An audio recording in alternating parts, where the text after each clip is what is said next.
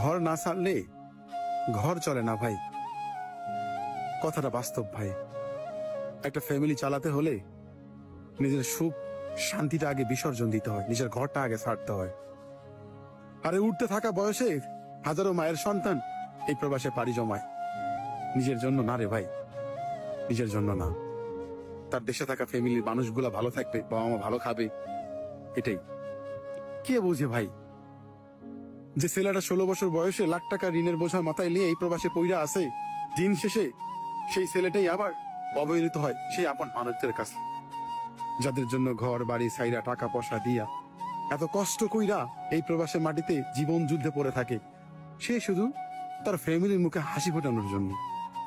এতটুকু ভালো কেউ বুঝে না, দিন শেষে ওই প্রবাসীটাকে আবার অবহেলিত হতে হয়। কারণ সবাই জানে যে প্রবাসে গেছে, সে হয়তো ভালো আছে, ভালো খাচ্ছে, আমাদের দিচ্ছে, সে হয়তো মাসে লাখ লাখ টাকা ইনকাম করতেছে, কিন্তু ভাবতেছে না যে যে ছেলেটা আমাদের ভালো রাখতেছে সে কত কিছু ত্যাগ কইরা সেই প্রবাসের মাটিতে পইরা আছে। না পায় বাবা মার ভালোবাসা, না পায় গ্রামবাসীর ভালোবাসা, না পাচ্ছে মায়ের হাতের খাবার ঠিক মতো, না নেয় কেউ যত্ন।